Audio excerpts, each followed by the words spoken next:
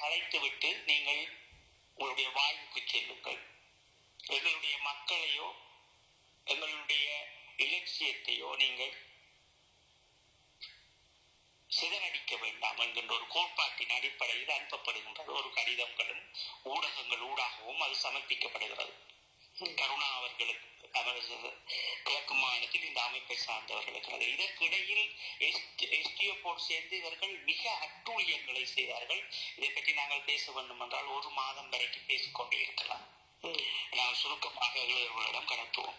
இந்த அடிப்படையில் அவர்கள் அந்த கடிதத்திற்குரிய விளக்கத்தை தந்தார்கள். நீங்கள் போரிட்டால் நாங்களும் போரிடுவோம் என்கின்ற ஒரு கூட்டை இந்த 2 வரிகளோடு தான் முடித்தார்கள். தேசிய தலைவர் அவர்கள் மக்கள் கிழக்கு மாகாணம் மக்களின் ஆணைப்படி அவர்கள் ஒரு விடயத்தை புத்திஜீவிகள்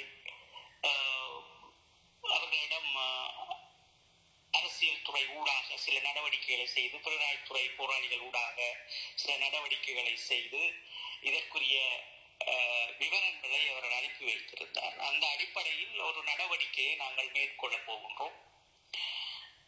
உங்களுடைய பிள்ளைகளை கிழக்கு மாகாணத்தில் இருக்கின்ற பெற்றோர்கள் உறவுகள் நீங்கள் கருணாவிடம் இருந்து திரும்ப பெறுங்கள் என்கின்ற ஒரு விடயத்தை அங்கே நின்ற ஒரு சில போராளிகள் செய்து கொண்டிருந்தார்கள். அப்ப அந்த இடத்தில் தான் சகோதரர் லெப்டினன்ட் கர்னல் நீலன் அவர்களும் இந்த பணியில் இருந்த நிமித்தம் அவரை கருணா பிள்ளையான் கட்டி வைத்து அந்த இடத்தில் அவருக்குரிய சித்திரவதைகளை அந்த இடத்தில் செய்து கொண்டிருந்தார்கள். அது நீலண்ணா சகோதரர் அவர்கள் மட்டுமல்ல, இன்னும் பலர் போராளிகளுக்கும் அவர்கள் அலங்கோலங்களை அரங்கேற்றினார்கள். இங்கே தேசிய தலைவர் ஒரு விடயத்தை தெளிவாக வந்த போராளிகள் அனைவருக்கும் சொன்னார். அங்கே நிற்பது எம்மண்ணுக்காக வந்த போராளிகள் பெற்றோரிடம் கையளிக்க வேண்டும். அப்ப பெற்றோரிடம் கையளிக்க வேண்டும் என்றால் நாங்கள் உண்மையாகவே இவர்கள் குறிப்பிட்டது போல் யாருமே கனகர ஆயுதங்களோடையோ அல்லது பெரிய ஆயுதங்களோடையோ அங்க போனவர்கள் இல்லை. காரணம் என்னவென்றால் அந்த பேச்சுவார்த்தை காலங்களில் நாங்கள் ஒரு நிராயுதபாணியாக போய் வரலாமே தவிர, இத்தனை போராளிகள் என்று 7 பேர் 5 பேர் 3 பேர் என்று போய் வரலாமே தவிர ஆயிரக்கணக்கானோர் ஆயுதங்களை எல்லாம் ஏந்து கொண்டு போக முடியாது. அது பேச்சுவார்த்தை காலம், கண்காணிப்பு குழுக்கள் அதற்குள் நிற்கிறார்கள். அப்படி ஒரு அந்த பேச்சுவார்த்தையின் அந்த அடிப்படையில் அப்படி போய்விட முடியாது. அப்ப சொர்ணமண்ணா அவர்கள் திருவோணமலையில் அவருடைய அணிகள் அன்றைய காலங்களில் எல்லாம் இருந்தபடியால் அவர்களுக்கு பெருகல் அந்த ஆற்றில் இருந்து, இப்ப நாங்கள் மூதூரில் இருந்து மட்டக்களப்பு வருகின்றோம் என்றால் பெருகல் அந்த தாண்டித்தான் நாங்கள் பாக்கரைக்கு வர வேண்டும். இங்கே மட்டக்களப்பில் இருந்து மூதூர் போக வேண்டும் என்றால் பெருகலை தாண்டி வாகரை வந்து பெருகலை தாண்டித்தான் மூதூர் வர வேண்டும். அப்ப இப்படியான ஒரு இடப்பகுதியில் சிறு மலைகள் இருக்கும், அந்த ரோட்டோரமாக சிறு மலைகள் இருக்கும். மற்றது அது ஒரு வயல்வெளி, வயல் செய்கின்ற காணிகள் தான் அது. அப்ப அந்த இடத்தில் இவர்கள் அந்த ஓரமாக, அந்த ஆற்று ஓரமாக இவர்கள் நின்று விடுதலை புலிகளினுடைய செயல்பாட்டை நாங்கள் பல பக்கங்களில் இருந்து இந்த வேலை திட்டங்களை செய்திருந்தோம்.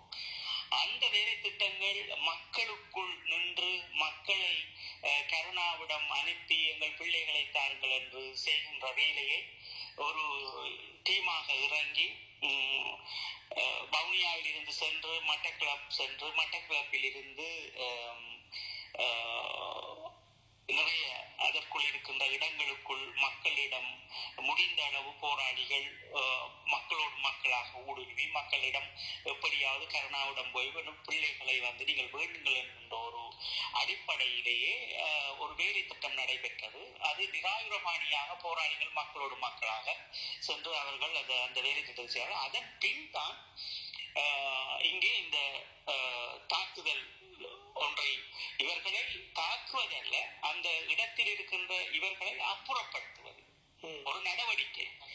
நீங்கள் உங்கள் பெற்றோரிடம் கையளிப்பது, இந்த நடவடிக்கைக்குரிய பேரே கருணாவிடம் இருக்கின்ற பிள்ளைகளை கையளிப்பது, பெற்றோரிடம் கையளிப்பது, உறவுகளிடம் என்கின்ற அடிப்படையில் தான் தேசிய தலைவர் அவர்கள் இந்த நடவடிக்கையை மேற்கொள்கின்றார். அப்ப இந்த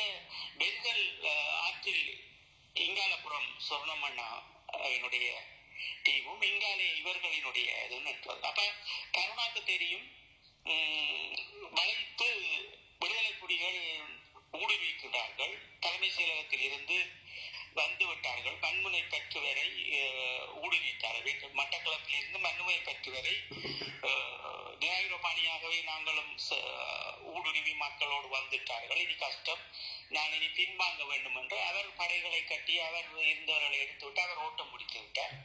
இவரும் பிள்ளையானும் நின்றவர், அவரும் ஓட்டம் எடுத்து விட்டார். இடையில் ராவட்டோடு நின்ற ஒரு சில போராளிகளை வைத்து ராவட்டிற்கு ஊத்திக்கு இல்லாதெல்லாம் சொல்லி ராவட்டி அந்த இடத்தில் இருந்து அவருடைய அணிதான் இந்த மோட்டார் வந்து அதிகமான செல்லுகளை தலை போட்டுக் கொண்டு வந்தார்கள் சொர்ணமண்ணாவினுடைய என்ற இடத்திற்கு. அப்ப விளக்கமாக சொன்னார்கள் எப்படி என்றால், இதை நிறுத்துங்கள், நமக்கு சண்டை வேண்டாம் என்று. அப்ப அந்த நடவடிக்கையின் போதுதான் கிட்டத்தட்ட அந்த இடத்தில் ஒரு 20 ஒரு 17 போராளிகள் தங்களுடைய உயிரை அந்த இடத்தில் விதையாக்கினார்கள். அது அவர்களுக்கு இது என்னென்றே தெரியாதவர்கள், புதிதாக சேர்ந்தவர்கள், சிறார்கள், புதிதாக வந்தவர்கள் ராவட்டோடு நின்று அவர்கள் இது பண்ணார்கள். இன்னொரு குறிப்பிட்டவர்கள் கருணாவின் சகோதரர் ரெஜியோடு நின்றும் இது பண்ணார்கள்.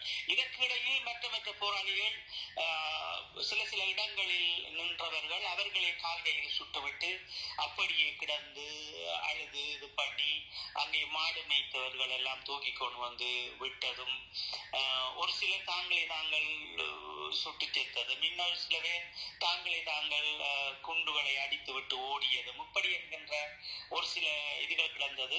ஒரு சில போராளிகள் அப்படி இருந்தாலும் கிட்டத்தட்ட மொத்தமாக ஒரு 22-27 பேருக்கு உட்பட்டவர்கள் தான் அங்கே இப்படி ஒரு சம்பவங்களுக்குள் உட்பட்டார்கள்.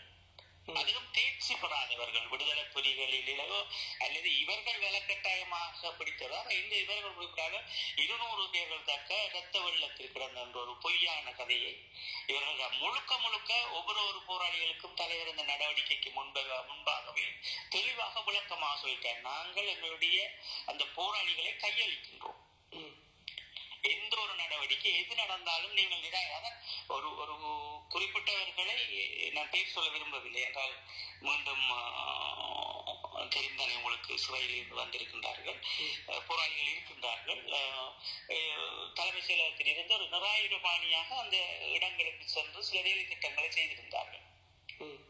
அப்ப இங்கே இருக்கின்ற போது பாருங்கள், இவர் என்று விடுதலை புலிகள் கொண்டார்கள் என்று அந்த இளையோர்களுக்கு ஒரு பொய்யான தகவலை கடத்துகின்றார். ஆனால் எங்களினுடைய போராளிகள் என்று வேலை செய்த புலனாய்த்துறை போராளிகளை நீலண்ணா அவர்களை படுகொலை செய்தார்கள், கட்டியது. அதாவது அதை நாங்கள் அந்த இடங்களை நாங்கள் சுத்தம் செய்து கொண்டு போற இடங்களை தான் பார்க்கும்போது சகோதரர் நீலண்ணா அவர்களை கையையும் கட்டி கண்ணையும் கட்டி அவரை கொலை செய்திருந்தார்கள். அப்ப இந்த வரிகளை யாரும் சொல்வது, யார் இதை செய்தார்கள்? பிள்ளையான் தானே எல்லாத்தையும் செய்து தானே தமிழர்கள் மேல் தாங்களே ஒரு நடவடிக்கையை செய்து தன் மனதில் இருந்த ஒரு அழுக்கான விடயத்தை சிங்கள ஆதிக்கம் பிடித்த ஒட்டுண்ணிகளோடு சேர்ந்து ஒரு சில முஸ்லிம் ஒட்டுண்ணிகளோடு தலைவர்களோடு சேர்ந்து இதை அரங்கேற்றி வைத்தார். ஆனால் என்று பார்த்தீர்கள் என்றால் தான் ஒரு உத்தமர் போல் நாங்கள் போராடினோம், நாங்கள் பிரிந்து வந்தோம், எங்களை கொண்டார்கள் என்று 2 வரிகளில் அந்த பிள்ளைகளிடம் வருங்கால சந்ததியிடம் இந்த காணொலியை இவர்கள் பதிவிட்டார்கள். இது ஒரு முற்றிலும் தவறான விடயம். இப்ப நீங்கள் 2009 17 நான் கைது செய்யப்படுகின்றேன் காலையில். கைது செய்து 17 கைது செய்யப்பட்டு 18, 19, 20, 21 வரைக்கும் அங்கே வைத்திருக்கின்றார்கள் எங்களை. என்ன செய்ய அவ்வளவு திட்டங்கள் போய்கொண்டிருக்கிறது. அந்த துன்பத்திலும் ஓகே மக்களே, இதோட ரெண்டாவதோட இப்போ நிறுத்திக்கொள்கிறேன். 3வது நான் வேலைக்கு போட்டு வந்து இப்போ வேலைக்கு போகணும். வேலைக்கு போட்டு வந்த பிறகு பதிவிடுறேன். அடுத்த வீடியோ சந்திப்போம்.